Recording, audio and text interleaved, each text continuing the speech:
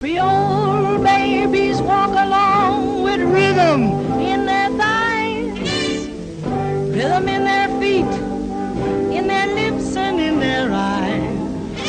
Where do highbrows find that kind of love that satisfies? Underneath a hollow moon. There's no. Hey folks, this is Brandon Collins, and this is another edition of Drunk Black History.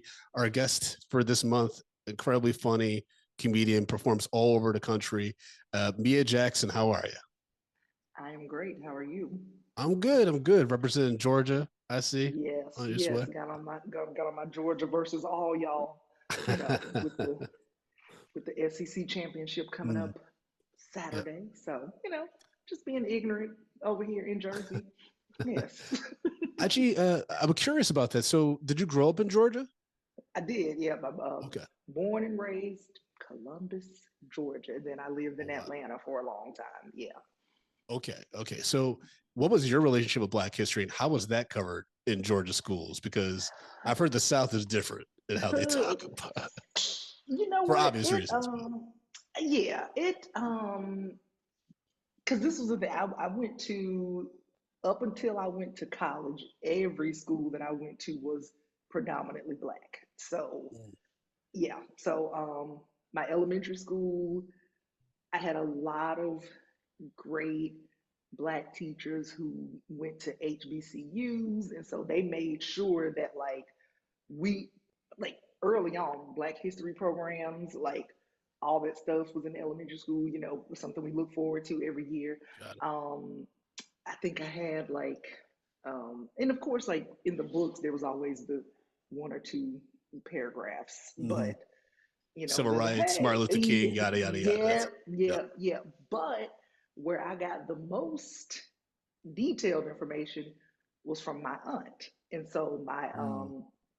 my aunt went to Tuskegee in Okay. Tuskegee, Alabama, and she, from the time I'd probably say 5 years old, like I had a library card. We were at the library. She made sure, Mm. like, so she would always help me fill in the blanks. So when there would be something in school, I'd be like, well, what about this? Mhm. Well, how come we didn't cover this? And they just be like, it's not in the book, but you know. Yeah. So yeah, yeah. So that was like that's how I learned about Malcolm X because of Mm. my aunt, and I remember bringing it up in fourth grade and kind of getting in trouble for it. Mm. Yeah, Yeah, I mean yeah. that's a lot for a fourth grader to know about, especially if Oh, you touched on the autobiography at all. Like uh, it's to come into oh, school with that oh, and knowledge. yeah, because my fourth grade teacher, she's a white woman, very nice, and she was one of my favorite teachers. And I remember going, well, what about Malcolm X? And she Hmm. was like, um, and she's like, he was a bad man. We should I talk don't about know. Martin Luther King. And I was like, oh, and I was like, well, that's what my aunt said. That's not what, so Yeah, that's yeah. interesting. Actually, that might be like a future episode or something like that, debating who was right, MLK or Malcolm X. Because I think a Yeah, lot of yeah. people would say the latter was more on point about Yeah, things. yeah, yeah. So it's yeah, but I just remember being her. She pretty much was like, oh no, no, no, no, no, no, no. Like we don't talk about him. And I'm just like, well, Mm. I won't talk about him. Okay, So yeah. got it. So yeah, Now, so shout out to my aunt for all that. Yeah. shout out to Auntie, man, and shout out to just Yes. family members taking you to learn more things. They're not just relying on the Hmm. schools to teach you everything you gotta know now. Yeah. So yeah. Yeah. But we're this is Drum Black History. And I know before we started recording, you said you were drinking a little margarita in a container that you had to smuggle And that it, in. yeah, because look, I'm in a co-working space in my building, so I was like, I don't know if I can just be walking around with a can, You pay your rent. or you know what? You're right, and then the first just passed. So look, here we go. Here we The first go. just passed that check cleared, so you can't tell Mm, me nothing. mm. Is it just a regular margarita? Or is it like a specific flavor? What we talk? It's a strawberry margarita. Okay. Yes, but like one of the canned kinds. I can't think. I don't know what the brand name is, but I was Okay. like, you know what? This is drunk Black History. Let me That's do it. right. That's right. I'm drinking some Aquiana rum with a little bit of ginger ale right here. So That sounds very fancy. Because it sounds like a sophisticated grown man drink. I'm trying. I gotta say, like I was very thankful for the subject that you picked, for the person that you picked for this month's episode, just because I claim that I'm a cinephile. I like to tell people like I love movies. I know a lot about history, especially Black history and film. And I was not aware of Ethel Waters, who not only was a pioneer in film entertainment and television, but also in music. Like I was so upset at myself as I was reading through her bio and the information that I shared with you. And so I'm curious, what made you choose Ethel Waters as the subject to talk about? And When I was looking at the list, I was like, I think it just stood out to me like first Black woman ever on TV show. Like I just thought that was I was like, yeah, I want to know because I mean I know a little bit, but I was like that makes me want to also, you're familiar with know. her. Yeah. Okay. So just I mean just like and because I knew of her in general, but then I also because I feel like she's the aunt of Crystal Waters. She's Mm. homeless. I think that's her niece or grandniece or something. I think from so that's how I had first or I heard of her, and then later on when people made that connection. So, but yeah, Yeah, I her great just aunt is Ethel. yes, okay, Yeah. but I just wanted to, yeah, I just thought it would be interesting just to see from that context of time, like a Black woman getting a TV show on the air. And a Black woman that was born in 1896. Like, think about how 1896. much she's seen before she got to that moment. Like, that's what's, it's unfortunate, especially when it comes to Black women in history, is that they are pioneers in so many things, and because of the way that we don't prioritize Black history, these Yeah, stories are forgotten, right? Like, yeah, she's been through so much and has such a huge influence. Like, I wasn't surprised to know that she had a tough upbringing, especially in Pennsylvania. That had to be yeah, in yeah. 18 late 90s. Yeah, that's not fun. Jesus. Yeah, and I feel like so many stories from that time and people in entertainment where it's just, I mean, Black people in entertainment, it's Mm. just this very, I mean, because historically and just America, but just knowing how just all the different things that someone would have to go through just to be all right, well, we'll give you this thing. Yeah, Like I mean, it's difficult now. So, exactly. I mean, back Exactly. then, Jesus, yeah. Yep. And it sounds like, her mom had her pretty young. She was just 13 when she had Ethel. And if memory serves, the research I read alluded that, Ethel might have been a product of rape, Yeah, I did see that. which And then, yeah, which, and again, Black family secrets, how Mhm. that historical type of generational, because I Yeah. mean, and again, that's just even non-entertainment. You hear about stories like that where it's like, oh, where this person was raised by their grandma because their mom, just it's all these stories that are so commonplace with Black families in Yes. America from that time frame. So you just, I mean, Yeah. it's hard, it's just a hard life, and to be able to come through all that to become what she was is just a testament to her talent and just everything Yeah. else. Well, I mean, especially given like she bounced around with different like family households and stuff. So, that's probably tough. And then I'm sure those families were struggling too. That's why she had to keep bouncing around. Like no one could keep her permanently. Like, Yeah, hey, like you a grown woman. Like that means you're gonna be hungrier. Like we can't keep that yeah, up. And it's probably why she got into the arts. Like I imagine, like as an escape. Like just yeah, yeah. Because I mean, and I kind of feel like also during that time when you hear about those stories where it's like, oh, this person can sing. Oh, this person can do this thing. Oh, you should mm-hmm. go perform at this nightclub. Go perform at this thing. Make your way up to New York. Make your way up to Harlem. Like those. That feels like that's the trajectory. I mean, not for everybody, but you know what I mean. Like it's a common thing for Yeah, entertainers, Black because entertainers. she got to Baltimore, right? Which Yeah, it was the was that the place with the Lincoln the Lincoln Theater, I think. Theater, yeah, where she Yeah, won that competition. Um, yeah, yeah. Yeah, and like I know that she got into music like from, at an early age, like from, the church. That's where she found obviously a lot of solace probably. Because I Mhm. mean, you need something to grasp onto. I I mean, mean, yeah, because I mean, you got to think those are abandonment issues and all kind of things just coming down on her. and the research said that at the Lincoln Theater in Baltimore, she was one of the first black performers to cross racial barriers, and she like played to both black and white audiences. And a lot of folks, I think, discount that ability to be able to kind of toe that line with these mixed audiences. I think a lot of people are like, just assume you should be able to perform in front of everybody. It's like, no, that's not easy. Like, because people No, I have mean, different comedy sensibilities. I mean, you've been in, I mean, come on. Yeah. yes, absolutely. I mean, it's a that still happens now, Mm-hmm. when because I mean, and especially when you think about it with music, where this person are they mainstream? Are Yep. they urban? Are they, when I'm putting all the quotations around it? But it's that thing that this person can do everything. So back then, to be able to do it is, I mean, it's still crazy now that you get those kind of distinctions, but back then to do it Mm-hmm. is, And, I mean, and she it's kept her just name crazy. too. She didn't do a stage name. She kept Ethel Waters because she initially had a early nickname that's straight out the Chitlin Circuit. She Sweet Mama Stream Bean, which is Yes, insane. yes, yes. That seems like one of those names that I could just see it on one of those old posters from back in the day. It's like 5 cents, Yep. and then Comedy and chicken. right, Come on now.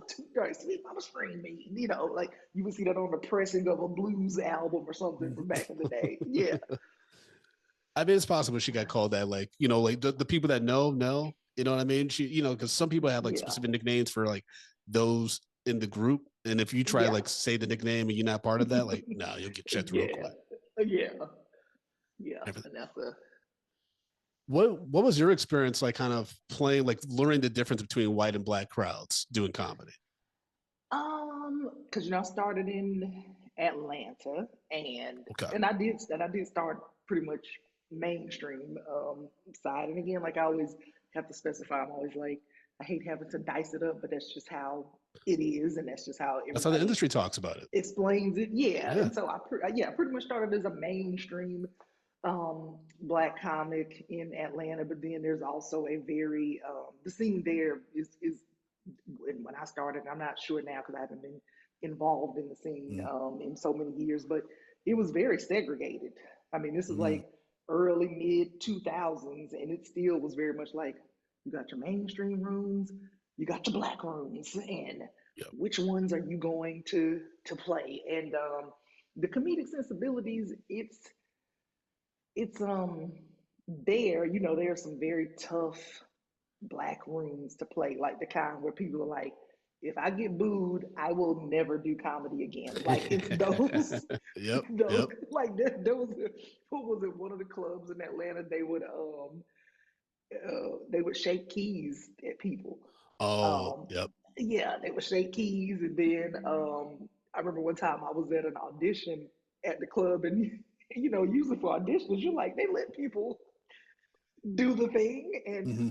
it was some comic audition. The DJ came across the thing and was like, and just played the Oh dude like no. this was like in 3 minutes, and then he was like, "Nah, shake the keys," and everybody was like, "I'm scared to audition now." Like,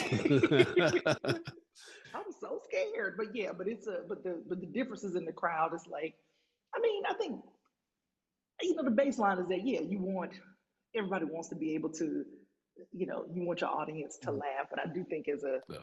as a black comic being in a very black city like Atlanta, there's still that thing of like making sure you stay very connected to your blackness Mm. while also performing in mainstream spaces, because sometimes there are some black comedians that will do the thing where they're just like, all of these jokes, the underlying line of my jokes is that I'm one of the good ones, and then you're like, Yep. and then you kind of feel that little cringe. So I just had to always make sure, like, hey, when I perform in front of these white people, I'm still I'm still black. Like I'm Yep. still authentically black. And even though I went to a PWI and all that kind of stuff, I'm like, no, I know where I came from. So like I'm gonna be clear about that. So yeah.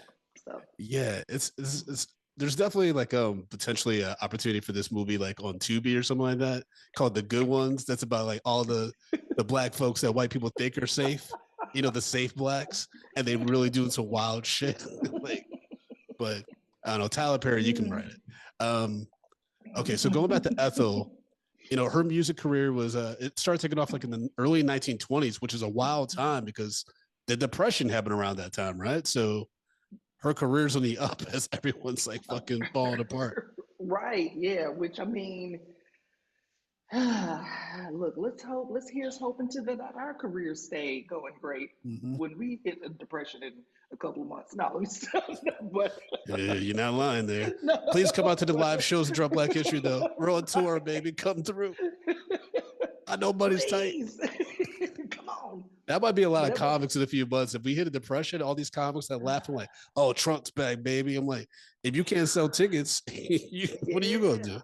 But But you know what? I have read, I've read, and I can't remember where I saw, but they said historically comedy does thrive when yes, the economy is bad, just because people are like, I need to be able to laugh at something, you know. mm-hmm. So here's hoping. Yep.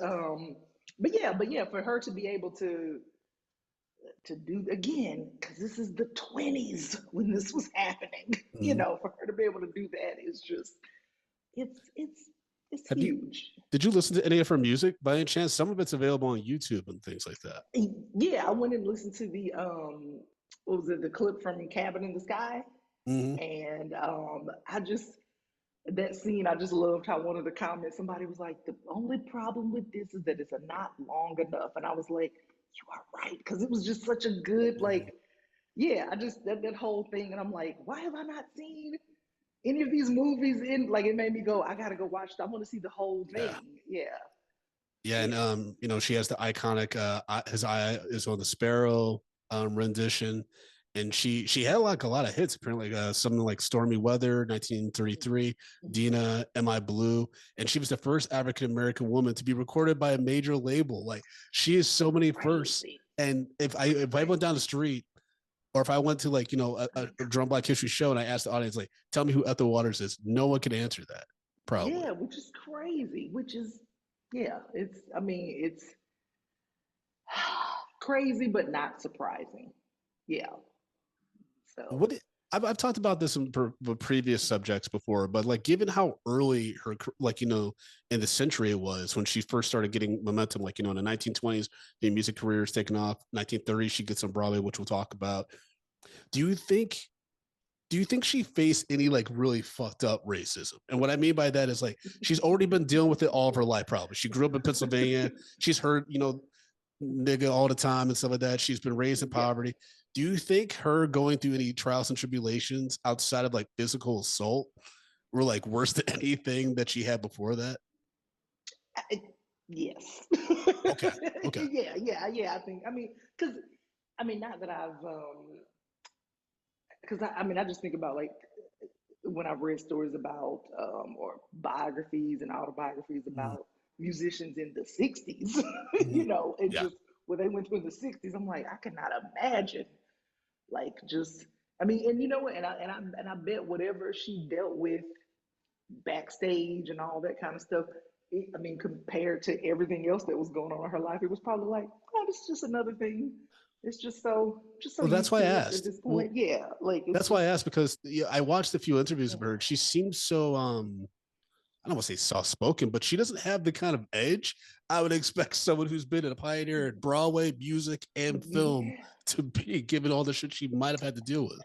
yeah. And I wonder if that had to do a lot with probably being. It seems like she was very religious Mm-hmm. too. So I wonder Mm, if that was kind of because I mean, especially from that generation too. You know, it's very much like, hey, we hold on to that's a we good keep a point. tight hold on our religion. So I wonder if that's probably I mean, it's probably how she had to cope. But yeah, I'm pretty sure that I mean, like I said, this stuff that I deal with now. Like when I walked in the clubs and they'll just be at the front, like, yeah, who are you? And I'm like, Yep.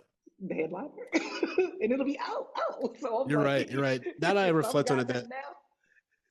yeah, now that I reflect on it, that question was a bit like, naive and stuff. I'm always hoping for the best out of people. I'm always hoping that, it doesn't get worse, that it gets better. I'm like, I've Mm, been believing that since I was a kid, and the past few years have just showed me the opposite. But what I thought I just because I didn't find enough in the research to show how she kept going and how she kept transitioning because like you said, like you read about stars now and they can barely handle one part of the yeah, industry. So to be able to navigate and go through these different places and be the first Black woman to be part of an integrated cast on Broadway, like just crazy. I mean, yeah, but I mean, and to pioneer yeah, all the, I mean, where it's like, because there was no, what is it? I mean, obviously, places to perform have always been mhm. there, but like to, yeah, to be the first person to walk in the door of this particular place. Because I want to say, if I'm She not probably had to walk to mistaken, the back. If well, we're being realistic, yeah, yeah. yeah, if we're being real, yeah. Because wasn't even Yeah. like with the history of the Cotton Club, wasn't it like not a black club at first, or Yes, like I believe okay, so. yeah, yeah. So I'm like, I mean, contending with all of that everywhere, and even though it was supposed to be better in the North, like, can you just imagine him having to perform in the South back Mhm. then? I mean, she probably through it, went through it. Yeah, and I mean, I'm sure that fueled her work as well, right? I'm sure Yeah. when she was on Broadway as Thousands Cheered in 1933, she got top billing, and it's wild because I don't know much about this musical, but apparently she performed a song called "Supper Time," which is a song about lynching. Oh, Yeah, so I'm like, but if well, that was her Broadway debut, right? So maybe she got in where she could get in for that one because she received a critical acclaim for future roles like in Mamba's Daughters and The Member of the Wedding, which is what she won a Tony nomination for in 1950. So and look, was supper time? Was that the precursor to like strange fruit? I was thinking that I probably. wonder what the time frame. Yeah. Yeah, I would love to see what the time frame was on that. But I'm sure no one heard it outside that performance because if Strange Fruit dealt with the kind of censorship, that we saw, um, it's Summertime is true. definitely like regulated strictly Right. to Broadway. You got to go to Right. hear it. It's not going to be on Right. record, nothing like that. That's true. Yeah. Um, yeah. What do you think about this transition? Like she going from singing in the church to being a recording artist to then going to Broadway and then to film and later television. Like, what do you think Which, about all yeah, that? I mean, I think, I think part of it is survival and part of it Mm, is just, because I think, and especially that time too, is like, hey, if I am an artist, if I am a creative in this thing, that I just keep going to the next thing that's gonna, one, feed me creatively, but also feed me for real, literally. Like I gotta eat. So, and I think and I'm pretty sure, just again based on just historical things, about black women in relationships and entertainment. I mean, I'm sure it probably was a spouse or something that was like, hey, you should try this thing. Yeah. Hey, I think we should do this too. So I'm sure that probably had something to do with it as well. I mean, I'm not saying that she didn't have her own agency, but I'm just saying that, like, I'm sure some of those things probably led to, why don't we do this thing next? Mm, Because it'd always be some story about some man who wants to manage his spouse back during them days, and you're just like, mm, oh, why are you doing this? But yeah, but I'm sure it was probably just, again, and the same thing now, where people could see. I'm sure there was some talent agent, some talent manager, somebody that went, Ethel Waters can do it all. Let's move her to this. Let's have her do this next. Let's have her do these things because I need to get my cut. So yeah. yeah, And she was put together enough where she could navigate those different rooms because it's not like they're just yeah, going to offer her an for sure, opportunity without meeting her and like potentially auditioning and putting her through for the sure, ringer yeah. and stuff. Going back to her relationships real quick, she was married 3 times. She had no children. She was married first when she was 13 I to some dude saw. named Barrett Buddy Personally, which that's a wild name. That's a wild, and it sounds like a man who would marry a 13-year-old, to be honest. I mean, I know my his slandering this man, but hey, that That's sounds like a that those are the times. Those are the times. There yeah, was some darkness yeah, there. Um, yeah. and I believe she identified as bisexual, but she never quite publicly talked about her sexuality and Yeah, I stuff. mean, yeah, and I feel like that also was kind of a common thread from that that you hear about a lot of Mhm. performing artists during that time period where it's that's always that small section of Wikipedia where it's like, well, I don't know if you know this, but Yep. she was known to have taken a lady lover, but she had 5 husbands. You know, like that seems to be a thing with a lot of people. Yeah. Oh, that's funny. There really is like always a small section, and like most people's Wikipedia were like, "Did I read that You're like, sentence correctly? What the fuck?" right? You're like, oh, you're like, okay. You're like, she was known, or you know, might read about some blues artist where they're like, have you ever heard a song called "Lady Loving Blues"? And then you're like, ah, it all makes sense now. It's about how he killed a man. Yeah, and you're like, "What?" Right, right. I remember Because that. he Wasn't found us that? together. Yeah, wasn't there a Phil Collins song about him killing somebody or someone dies? Like in the air tonight, Is that right? in the air? Yeah, I think so. I think it's the air. Yeah. I remember like I heard an Eminem song where he brought that up. I was like, "What the fuck?" And then my mom was like, "Yeah, Yeah. that song is Yeah. crazy." Mhm. Yeah, and then what was it? What was the song? The Police. Every breath you take. For people who are like, that's not a romantic song. Oh yeah, yeah, yeah. But okay, as an aside, this is probably my favorite. Not romantic, but sounds romantic. Um, Mint Condition, Breaking My Heart, Pretty Brown Eyes. Have you ever really looked No, paid attention to the lyrics of this? Every time I hear it, I'm like, what's this lady okay? So is what's the scared. impression? What's the impression of what the So song's about, and then what is it actually about? okay, look, let me pull up the lyrics. But like, because you know, as a kid, when I heard the song, it's like, you know, quit breaking my heart, you know, pretty Mhm. brown eyes, you Yeah, know, I see. And you're just like, oh my God, he look, hold on, let me find it. that's funny. Um, and then you're like, oh wow, like he really. But the lyric says, it says, pretty brown eyes, you know I see you. It's a disguise the way you treat me. You keep holding on to your thoughts of rejection. If with me you're secure, then he goes, you keep telling me that your time is always taken, but I keep seeing you out alone. You're looking for love. Your heart is pounding with desire, waiting to be unleashed. I'm like, her heart is pounding with fear. She is scared because you are following this lady. That's That is so what you're funny. doing. And he's like, quit breaking my heart. And then he said, don't tell your friends that I don't mean nothing to you. Please don't deny Oh the no. truth. And I was like, I have been hollering this song since the 90s, and she is scared. That lady is scared. That must be how a lot of young women who like randomly discover R. Kelly on Spotify feel. They're like, wait, what is he Oh, talking about? oh my Um, God. I mean, oh, Jesus. I had a similar mix up of an interpretation of a song, but it's like way less malicious. And I actually have a bit about this where I always thought "Next" too close was just about like like being on like like the personal space. Because I think I listened to it again. I'm like, is he talking about a boner? My wife is like, what are you? Yes. Yeah, Yes. it was bad. It It's was a like bad moment. I feel a little poke coming through on you. I I, was just talking about I Nick thought he last was talking night. about poking like on his No, shoulder. that woman was dipping and trying to move. She's trying to get away from him. Oh man, people are listening like Brandon. What the fuck did you just say? We are ruining songs right now. Oh boy.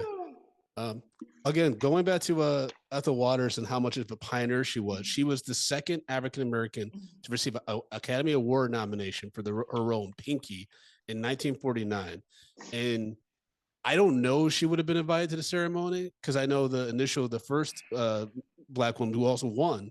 Hattie She was Williams. she was not allowed to go in. It was like a Yeah, weird separate ceremony that they had for her to do the speeches. yeah, yeah. Wasn't she like in the? Was It's like she in in a the bath rafters or or some shit. something Yeah, it was like a weird. crazy? Yeah, like Yeah. we showed some of the footage on our last live show just of her where she was, and just how she was she still handled it with grace and great poise, and like, it's a historical moment, but at the same time, it's like we're never on the same playing field. We're never given the same clout. When you think about a lot of the Black actresses that have won the Academy Awards recently, unless they are Viola Davis, where they have enough security where they can like produce their own stuff. If you're just a working actress and you happen to win that award, you had to work so fucking hard, so hard. And when you get just a nomination, that doesn't really help. Like, just listen to any interview with Taraji about it. But if you win, it's like you gotta really hustle and take as many opportunities as possible. Yeah, because it's like, because I've seen, where people have been like, "Oh, well, you think this is gonna change everything?" And it unfortunately does not. It's just like, okay, well, we recognize you that one time, but keep going. Like, that's the theme of all of our lives as Black entertainers. Keep going. Just keep going. Keep going. Keep going. We ignore all the bullshit and the people trying to distract us from what's really happening. Yeah. And everything. Do want to talk about, so the main folks, if you don't know, like, I send talent a list. Sometimes they don't have anyone directly in mind, like a Black historical figure or event. I sent Mia the list, and in that it just says Ethel Waters, first Black woman to have her own TV show. So we've done all this different, like, historical facts and accomplishments she's done, and we're just now getting to the main sentence that pitched you on Ethel in the first place, which the Ethel Waters show, right? Yeah, and when I saw it, I was like, because I've heard, I knew about Nat King Cole, and even though I had heard of Ethel Waters, I did not know that she was the first Black woman to have a TV show. Like, I didn't know that, and then I was like, oh, it was just one episode. Yeah, it still counts, I guess. That's back in the right. We got to take back in there. It was 1939. Yeah, so. But and that's what really stood out to me. Just, when you sent the list, I was like, oh, I feel like this will be, and like, even I've heard of her, like, just an opportunity for me to find out more information and just to see, like, how did that all come to be. My guess would be, as with most shows that featured Black performers back then, I was like, all right, let's do a variety show. Which is also a testament to all the things that she had done, just everything we've covered so far. Yeah. So she can sing, she can act, she can do it all. So yeah, what's also interesting, this is like the 1930s. So I believe owning like a television, that's a rich person's commodity. Deal. Yeah. So that was a huge deal. She also was probably playing, I would say, predominantly in front of white audiences. There's no doubt about that, right? So for her to have that platform and do what she did, and be able to showcase herself, because I'm sure there were a few other actors in like a lot of the sketches. I wouldn't be surprised if it was like she hosted, she sang, she maybe had some background actors to play off of for a sketch, but it was mostly focused on her. Yeah, because what did I feel like I saw? Yeah, where it said the sketches and dramatic sketches and things like that. We are highlighting what Ethel can do. If I knew anything about Ethel's background, though, I'm not gonna lie, at NBC Studios where this was filmed, I would be like, hey, so we definitely have to look at your script before you go out there and do a dramatic sketch, because that's opening Pandora's box based on Right. They were just like, listen, you got one shot and it will be censored. Yeah, we're not trying to have a baby reindeer situation on stage and everything like that. Yeah, it's incredible, like, that she did all these different things in different mediums. And from what I read, like, and try to pull up research for both of us, no one was like, man, fuck Ethel Waters, or Ethel Waters was a nightmare to work with, or Ethel Waters is not as great as everyone says that she is. There's nothing disparaging really about her. It's everybody's like, wild. She was amazing. So which again begs the question, why don't more people know? Come on. Well, when you think about it, like, right, like, I often ask that question on the show, but it's up to us to keep that history going. If we don't know, it's hard to know, because the limitations of the resources is a real thing, right? Because we have the internet Right. now and a lot of documentation's been uploaded to the internet, we're able to Right. like find shit. But before, maybe like it was a lot of her biography was in a library in Pennsylvania and not that many Yeah, people had access to it. You know, it's just that's true. Yeah. it's But we got wild to how keep talking about it. Yeah. yeah. I mean, when you learn about Ethel Waters, you know, what does that make you want to do in regards to making sure you keep up with like Black history and you know sharing this insight with others and maybe family Uh, and stuff? it just makes me, I mean, one, I mean, because I already have an interest in these kind of things, and so like, I mean, one of the things I like to do in general, I love going to like Black history museums, Black Mm, music museums, and things like that. But also, reading autobiographies and reading biographies and just anything I can get my hands on. But yeah, but this kind of stuff always makes me go, man, I would love to, and I'm always like, I would love for someone to do this. And I'm like, oh, maybe I could do it. But I would always love for someone to go, oh, we should do some kind of documentary mm, about these different figures and just do like details, and because it's just so many people, who you don't want them to be lost to history, yeah. and so I'm always like, I wonder if I could learn how to be a documentarian, because I mean this would be like the perfect subject to cover. Mhm. So I mean I just keep running my mouth. So that's what I will Uh, just, I mean, I love, I'm saying, I'm that's how I would keep it alive, because I love that when I find out something new, I drive people crazy about these things. Like, did you know about? Have you heard about this person? So that is how we do it. We just keep talking about it. We that, just keep telling people. absolutely. And that's one of my favorite things to hear. Like when people tell me that they listen to the podcast or who like come to live shows and they're like repeat um attendees is that like you know I after the show I told so many people about so and so subject or you know like this person. It's like that's what it's about. It's like the more we can spread the word about these people, and because it is powerful and positive Black history, it's Mhm. it's one thing to gossip about some shit that's like malicious or like not good, you know, about Right, somebody or right, something. But yeah. like if it's always positive and like it's something that can be shared enthusiastically with passion, like that's so much more powerful. Yeah, look, and I'm like, and that's why because I've been wanting to do this forever. I'm like, it finally worked where I get to Yes, yeah, do we've been trying to this. make this So, work for a while. You're on the yeah, road so much, but that's good. That's I, good. That's what you want to yeah, have. You know? yeah. But I would, yeah, look, I still want to do a live show. Like, I mean, because it's such a fun topic. And I mean, like I said again, one of my favorite things, because I stay in somebody's autobiography, but Mm, I like to know all those things about people, because I also feel like it helps to inform me as a performer as well. Just to go, hey, if I'm out here being sad because some club in the middle of nowhere didn't respond to me, then mm, I need yep. to put this in perspective to go, look what this person dealt Yep. with, and they still made it through. And I'm out here about to tear up because, you know, some random somewhere is like, we don't know who you are, so That you just yeah. keep going. When you learn about Ethel Waters, you just like also, folks. She was also a pioneer in radio. She was one of the first African American artists to perform on national radio, which is a rare Yeah. feat in the 1930s. Yo, when I read stories like hers, I'm like, I really can't say shit. I really can't complain because, You're right. You're like, like, she started all this.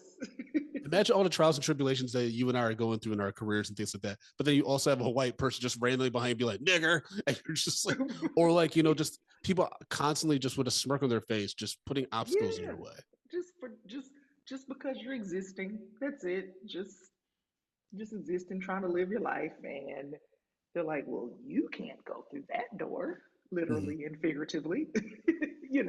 So Yeah. yeah. Where do, real quick aside, where do you think comedy is going to go in the next few years?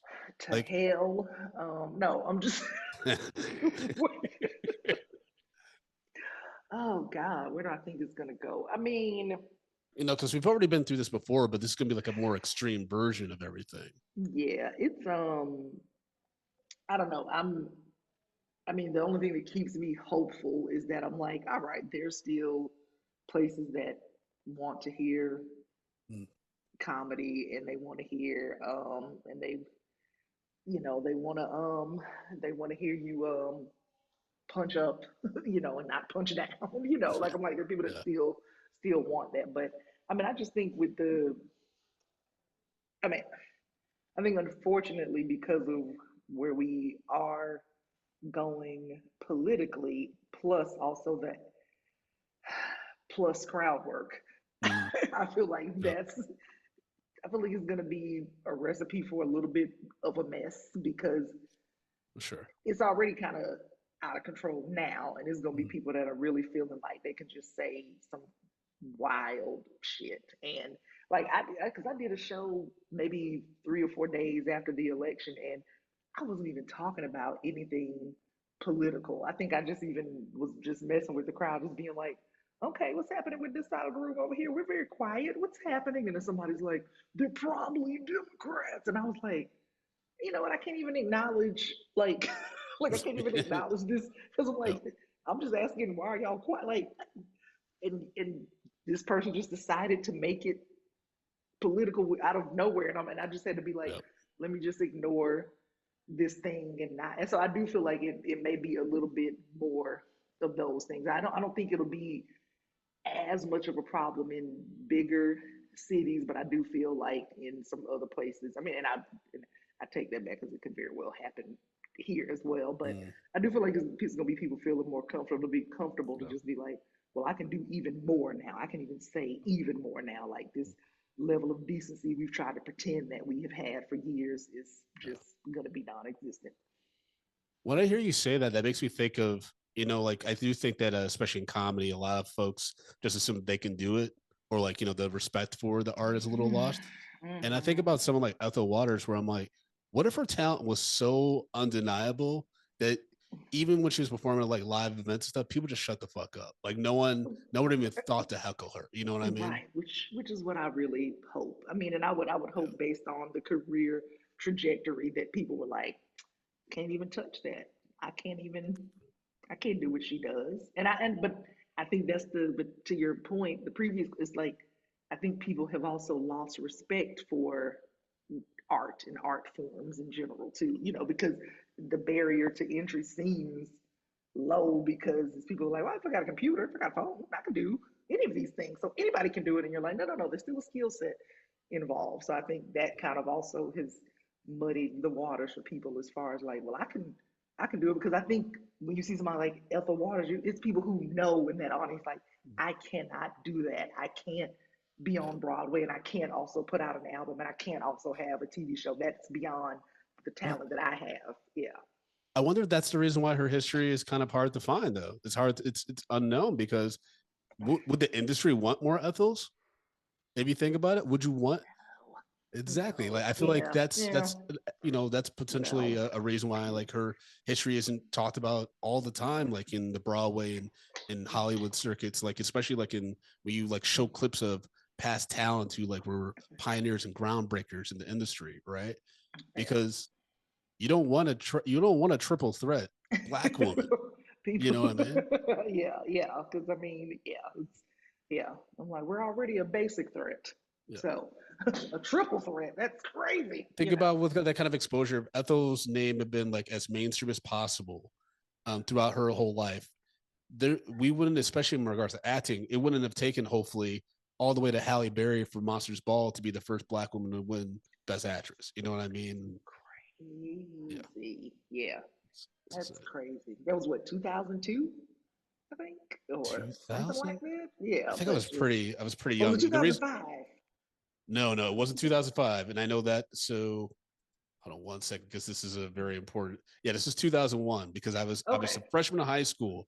I saw Monsters Ball with my mom. I don't know if you remember seeing Monsters I Ball, do. but it's Oh, I extreme do. racism. Halle Berry naked, but she's getting like hooking up with Billy Bob Thornton.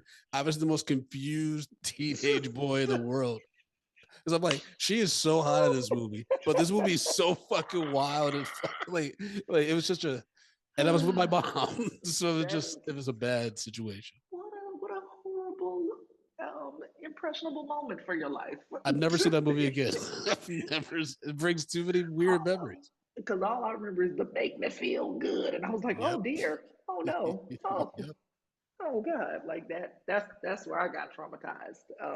But you know what? Now that you say that, I've only seen it once. I mean, it's Oh, not a fun movie to rewatch. no, no, it's And also not. Diddy's in it now, and he gets electrocuted. Like, it's a very Yeah, weird. Like, if I yeah. watched it now, I would be, Hmm. this is too much. Horrified. Yeah, Yeah. yeah. How's that margarita? It's good, and I just hope that as people walk by, they're like, she's really hydrated. Little do they know. It's good to take another sip because we got to talk about, Ethel's the end of her life, unfortunately, and it wasn't great.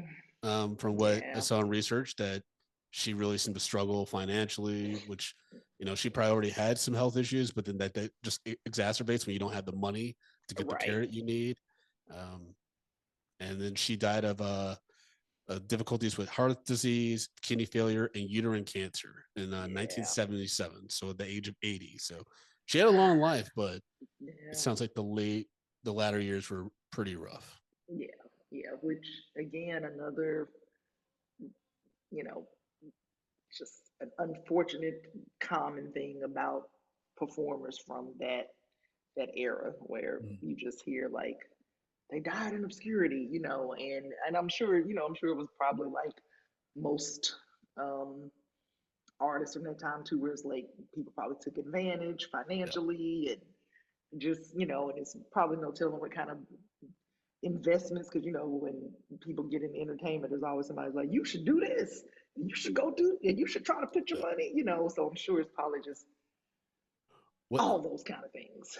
the also other part of that, it's an unfortunate truth, is probably, it's like what people today, when they think that all these people that do these movies and TV shows are paid a bazillion dollars, she probably got paid. So it'd probably be offensive if we were to learn how much Oh, she got paid for all of the work oh, that she did yeah, yeah. and how I it mean, compared to her white peers. yeah, I mean, I sometimes, I've gotten residual checks before where I was like, y'all really want me to deposit 3 cents? Like you, I just collect those, and I'm it's a just like, weird day at the why bank would eventually, you? but Like, why would you give me this? But yeah, well, I'm sure. I mean, if we, we hear so many stories about disparity in pay now. I mean, from the 20s, 30s, and those 60s. people are I going broke. mean, yeah. You know what I So, mean? man, can you just? I cannot imagine like what those checks were looking like. And I they mean, probably they definitely didn't pay her the same amount as they did her white peers, but even if she had top billing, that was probably the right, caveat. It's like, hey, you're gonna get paid this, but you're gonna make history by getting top billing on this thing. Isn't right. that great? It's like, well, I No, can't afford to eat lunch to prepare me for the show, but sure, you know what I mean? right. Like, give me top. I give me the money. You put my name at the bottom of the list. Give me my check. That's what I want. But I'm sure they're probably like, this is great. You know what? That's probably the 1920s, 30s equivalent of, guess what? This show's going to be great exposure. Mhm. How many times as a comic has somebody been like, Can this you bring gig, 5 friends?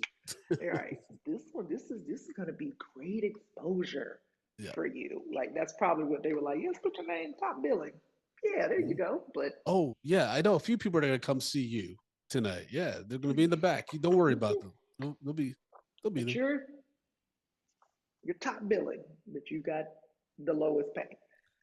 And she also, in regards to representation, she probably had white representation because I doubt there was any black folks or people of color back then that were able to make the moves that she was making Yeah. in the industry. They would be Mhm. pioneers themselves. We'd be talking about them in another episode. Yeah, yeah, and I know there were some black booking agencies and places that existed then, but I'm pretty sure it was somebody being like, well, if she can do all these things, yeah, I'm almost certain somebody in some agency was getting that cut more Mm-hmm. than the 20% that they were supposed to have.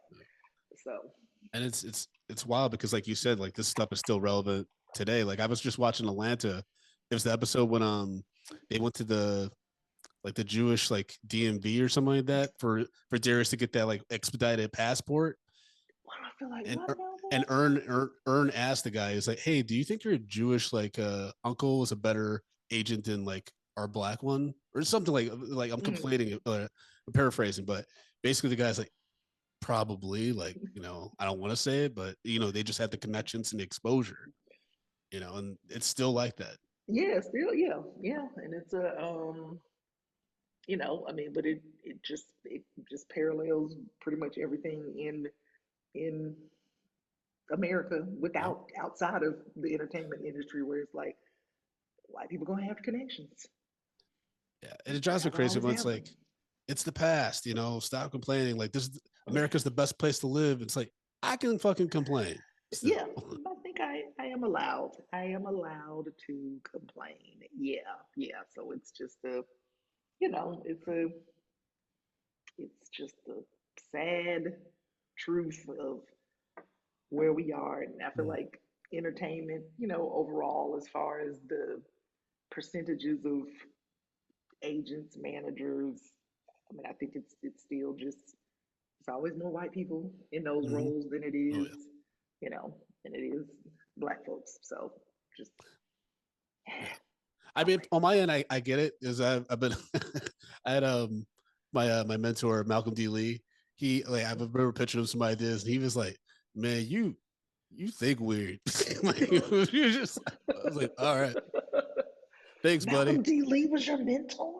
Yeah, yeah, he was awesome. He was great. He was great. But there's so many times when he just like he has like this chair and he would look at me sideways, like he like positions himself sideways, and he'd be like, "That's a weird idea, man," or like, "Yeah, that was kind of crazy," but I appreciate it. Yeah.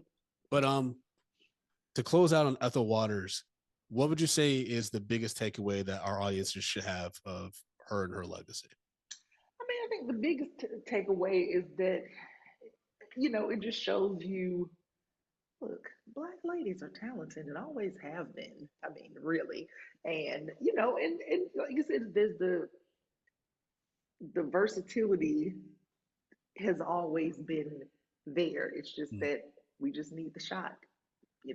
You just need and you just need the shot. You need somebody, not even just somebody to say you should be able to do these things. It was also that clearly she knew she could do Mm-hmm. those things as well. And so I think that's dope. But she's just like, who, what is it? And to quote and to paraphrase, what is it? One of the Real Housewives of Atlanta from back in the day. Who gonna check me, boo? That's pretty much what she said. Who gonna check me? Who I'm gonna do it all. And so I think that's the biggest takeaway. It's like she did it all, and we we should find out more about her. I do want to know low key how many white women Ethel slapped throughout her career. I know, cause Because they said some snidey shit, whether it's in the dressing room or a yeah, table read or something like that. hey, cause the one clip that said the all the feuds that she had with Hmm. different people. I'm like, those are just the black lady feuds. I want to know That the is white right. lady That is right. feuds. We got to do a quick correction because I remember earlier we said, "Oh, no one didn't seem to have a problem with her. She had some problems. There was she a has." there was a clip of mess. I feel like there's people like 20 minutes ago that like, yo, she like there was people. She had beef with a lot of people. She had a lot of beef. There was some beef. There was some feuds that were Who happening. was notable on that? Hold on. Billie Holiday, Lena Horne. Who else? Um, those were the two that stood I out. don't even know why I said that. That was like, what's good? Yeah, she had beef with director John Ford when she was making Pinky. Oh man. Okay. I mean, you know, we've been Hey, drinking, y'all. I've been drinking hey, that Equiano rum. but Uh, you know what? but do you think What's a feud? What's a the little Billie feud Holiday here and stuff there? though? Do you worry that that's like more of like an older one, like you coming from me, like kind of what you were saying, right? You were like already like, check who's going to check me, boo. But then the young group is coming up, Right? and it Yeah. could be a like a It could notorious be. comedian that's like, I don't want any other black comics on the lineup with me, things like that. I'm not gonna, It, yeah, you know what I'm talking about. I think I know exactly what you're talking about. But I do. I know it's like, oh shit. I almost walked into that too. I'm like, I'm gonna walk that back real quick. But I do think, especially again because of the time frame, and that whole it can only be one mentality. Like that might have been exactly where it came from, where it was just you're the one now. Well, who are these new people coming up behind me? Mm-hmm. So, Yeah. yeah, it probably was like, oh, who is this little young whippersnapper girl? No, I'm And I'm I Ethel. get and I give some grace on that, especially knowing that her history and she was bouncing from house to house and she probably had to Yeah, like fight for rations and things like you know, it's just yeah, I mean, I'm also surviving, like you know, just what surviving. guessing and things like that. But yeah, nonetheless, Yeah. Ethel Waters still left a great legacy behind, even there's a little bit of bloodshed in Hey, accomplishing that. I don't know that for fact, but I feel like it's pretty accurate. We can only guess based on the time frame in history. Yeah. I feel like I would want to do a series about that, like because Ryan Murphy gets to do all that shit. Like you don't talk about Yeah. duels and stuff like that. I would love to do Black one with Ethel. feuds. Yeah, but Ryan Murphy don't touch that because you're not the one that should be doing You that. gotta Anyways, do it. I You got gotta do it. I got so many other things I'm working on, but maybe we'll see. Maybe I'll pitch it. You Maybe I'll pitch it. should. All right, folks, call on. Let me know if that's a good show I should pitch. Let me know. Black Feuds. Yes. Steve Harvey's the narrator. I'm just joking. That's Hilarious. such a terrible idea. Hilarious. Mia Jackson, please tell the listeners how they can follow you, keep up with what you're doing, all that good Um, stuff. I can be found at Mia Comedy on Instagram and MiaJackson.com. Now, have I been updating my site like I'm supposed to? No. Update the website. However, I got to put the dates on there. But I'm out here. I just be in the streets pretty much every night somewhere in New York. And then in a couple of weeks, I will be in Vegas at Brad Garrett's Comedy Club Nice. working with my friend, comedian Drew Thomas. So that'll be a fun week right Okay. before Christmas. Yeah. Nice. Well, thank you so much for doing the Drunk Black History podcast. Folks, remember you can follow us at official Drunk Black History on Instagram. Keep up with what we're doing. We're going on a tour in 2025. So keep your eye posted on drunkblackhistory.com. And of course, you can follow me at Frodo_Black on Instagram. Thank you again, Mia, so much for coming on, talking about Ethel Waters' legacy, her history. And yeah, definitely want to get you on a live show at some point. So be look up for that as well, folks. All right. See y'all next month. So why should I feel discouraged? Or why should the shadows come? Why should my heart be lonely away from heaven and home when Jesus is my portion, my constant friend is He, for His eye is on the sparrow, and I know He watches me. His eye is on the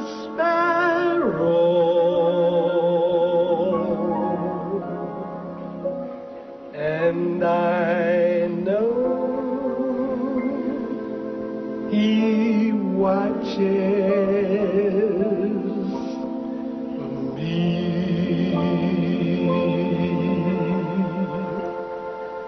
So I sing because I'm happy. Oh yes, I sing because I'm free.